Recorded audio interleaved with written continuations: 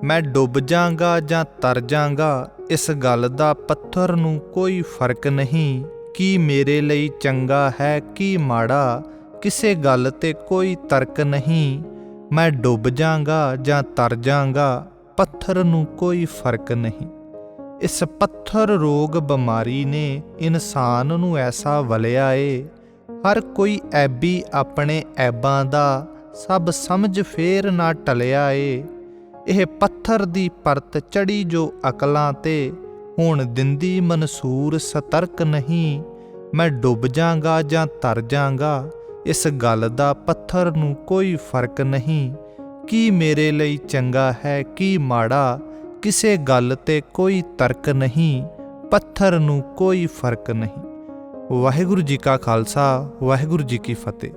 Channel तू सत अखंड जोत ते प्रोग्राम सुगड़ विचार विच जो अज साडे विचार दा केंद्र है, ਉਹ है पत्थर नूं की पाला। ਸਿਆਣਿਆਂ ਵੱਲੋਂ ਇਹ ਕਥਨ ਉਹਨਾਂ ਵਾਸਤੇ ਵਰਤਿਆ ਜਾਂਦਾ ਹੈ ਜਿਨ੍ਹਾਂ ਇਨਸਾਨਾਂ ਨੂੰ ਸਮਝਾਉਣ ਤੇ ਵੀ ਉਹਨਾਂ ਤੇ ਕਿਸੇ ਸਿੱਖਿਆ ਦਾ ਕੋਈ ਅਸਰ ਨਾ ਹੋਵੇ। ਉਹ ਪੱਥਰ ਦੀ ਨਿਆਈ ਗਿਣੇ ਜਾਂਦੇ ਆ। ਜਿਵੇਂ ਪੱਥਰ ਤੇ ਗਰਮੀ ਸਰਦੀ ਦਾ ਕੋਈ ਅਸਰ ਨਹੀਂ ਹੁੰਦਾ। ਪੱਥਰ ਤੇ ਚਾਹੇ ਜਿੰਨਾ ਮਰਜ਼ੀ ਪਾਣੀ ਪਾ ਲਵੋ, ਉਹ ਖੁਰਦਾ ਹੀ ਨਹੀਂ।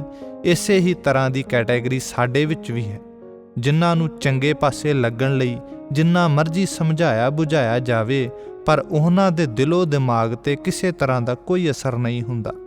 ਸਿਆਣਿਆਂ ਦੀ ਕਹੀ ਹੋਈ ਗੱਲ ਜਾਂ ਸਿੱਖਿਆ ਇਹਨਾਂ ਦੇ ਉੱਪਰੋਂ ਦੀ ਲੰਘ ਜਾਂਦੀ ਹੈ। ਇਹ ਉਸ ਨੂੰ ਆਪਣੇ ਚਿੰਤਨ ਵਿੱਚ ਨਹੀਂ ਰੱਖਦੇ, ਉਸ ਤੇ ਗੌਰ ਨਹੀਂ ਕਰਦੇ। ਇਹ ਲਾਪਰਵਾਹ ਸੁਭਾਅ ਦਾ ਨਜ਼ਰੀਆ ਹੈ।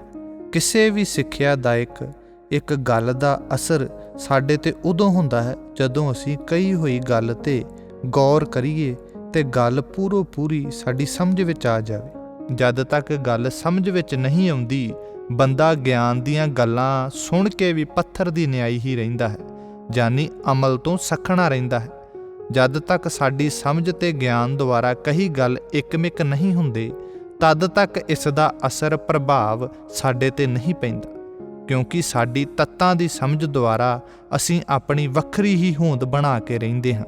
ਜਿਵੇਂ ਕਾਗਜ਼, ਲੂਣ ਤੇ ਘਿਓ ਨੂੰ ਇੱਕੋ ਥਾਂ ਮਿਕਸ ਕਰਕੇ ਰੱਖ ਦਿਓ ਤਾਂ ਵੀ ਇਹ ਤਿੰਨੇ ਆਪਣੀ ਅਲੱਗ ਹੋਂਦ ਹੀ ਰੱਖਦੇ ਨੇ। ਗੁਰੂ ਗੁਰਬਾਣੀ ਫਰਮਾਨ ਕਰਦੀ ਹੈ, ਕਾਗਜ਼ ਲੂਣ ਰਹਿ ਘ੍ਰਿਤ ਸੰਗੈ, ਪਾਣੀ ਕਮਲ ਰਹਿ।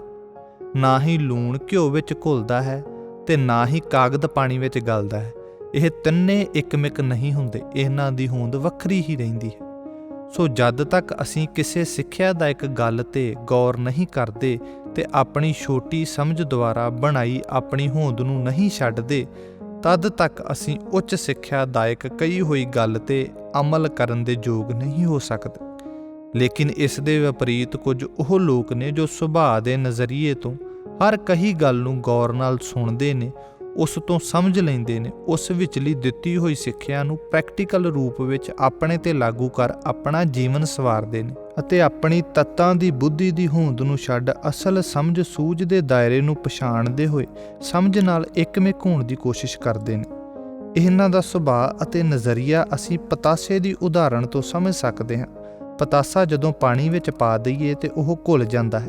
ਪਤਾਸੇ ਦਾ ਕੋਈ ਵੱਖਰਾ ਵਜੂਦ ਨਹੀਂ ਰਹਿੰਦਾ, ਉਹ ਪਾਣੀ ਦਾ ਹੀ ਰੂਪ ਹੋ ਜਾਂਦਾ ਹੈ ਅਤੇ ਪਾਣੀ ਵਿੱਚ ਆਪ ਦੀ ਮਿਠਾਸ ਘੋਲ ਦਿੰਦਾ ਹੈ।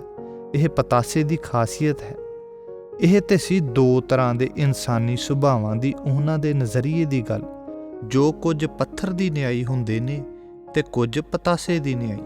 ਅਤੇ ਇਸੇ ਹੀ ਤਰ੍ਹਾਂ ਦੇ ਦੋ ਸੁਭਾਅ ਜਾਂ ਨਜ਼ਰੀਏ ਜਾਂ ਦੋ ਤਰ੍ਹਾਂ ਦੀ ਸੂਝ ਸਮਝ ਵਾਲੇ ਲੋਕ ਸਾਨੂੰ ਪਰਮਾਰਥੀ ਖੇਤਰ ਵਿੱਚ ਵੀ ਵੇਖਣ ਨੂੰ ਮਿਲਦੇ ਨੇ, ਜਿਨ੍ਹਾਂ ਵਿੱਚੋਂ ਸਾਡਾ ਸਿਸਟਮ ਸੁਭਾਅ ਤੋਂ, ਲਾਪਰਵਾਹੀ ਤੋਂ ਜਾਂ ਸੂਝ ਸਮਝ ਤੋਂ ਪੱਥਰ ਵਰਗਾ ਹੈ, ਕਿਉਂਕਿ ਅਸੀਂ ਪਰਮਾਤਮਾ ਪ੍ਰਥਾਏ ਬਹੁਤ ਕੁਝ ਸੁਣਦੇ ਹਾਂ ਗੁਰੂ ਗੁਰਬਾਣੀ ਫਰਮਾਨ ਦੁਆਰਾ ਜਾਂ ਪਹੁੰਚੀਆਂ ਹੋਈਆਂ ਹਸਤੀਆਂ ਦੇ ਮੁਖ ਤੋਂ, ਜਿਨ੍ਹਾਂ ਕੋਲ ਪ੍ਰੈਕਟੀਕਲ ਬੌਧ ਨੇ, ਅਨੁਭਵ ਨੇ। ਪਰ ਇਹ ਸਭ ਸੁਣ ਕੇ ਵੀ ਇਸ ਦਾ ਪ੍ਰਭਾਵ ਜਾਂ ਅਸਰ ਸਾਡੇ ਤੇ ਬਹੁਤਾ ਚਿਰ ਨਹੀਂ ਰਹਿੰਦਾ, ਜਿਸ ਦਾ ਕਾਰਨ ਵੀ ਸਾਡਾ ਇਹਨਾਂ ਪ੍ਰਵਚਨਾਂ ਨੂੰ ਗਹੁ ਨਾਲ ਧਿਆਨ ਨਾਲ ਨਾ ਸੁਣਨਾ, ਇਸ ਪਰਮਾਰਥੀ ਖੇਤਰ ਵੱਲ ਲਾਪਰਵਾਹੀ ਰੱਖਣੀ ਜਾਂ ਇਸ ਰੂਹ ਦੇ ਕੰਮਾਂ ਨੂੰ ਫੇਰ ਕਰ ਲਵਾਂਗੇ ਕਹਿ ਕੇ ਆਲਸੀ ਪੁਣੇ ਵਿੱਚ ਰੱਖਣਾ। ਪਰਮਾਰਥੀ ਤਲ ਤੇ ਸਾਨੂੰ ਸਾਡਾ ਜੀਵਨ ਮਨੋਰਥ ਸਫਲਾ ਕਰਨ ਦੀ ਸੇਧ ਦਿੰਦਾ ਹੈ। ਪਵਿੱਤਰ ਗੁਰੂ ਗੁਰਬਾਣੀ ਫਰਮਾਨ ਕਰਦੀ ਹੈ, ਭਈ ਪ੍ਰਾਪਤ ਮਾਨੁਖ ਦੇ ਹੁਰੀਆ, ਗੋਬਿੰਦ ਮਿਲਣ ਕੀ ਇਹ ਤੇਰੀ ਬਰੀਆ।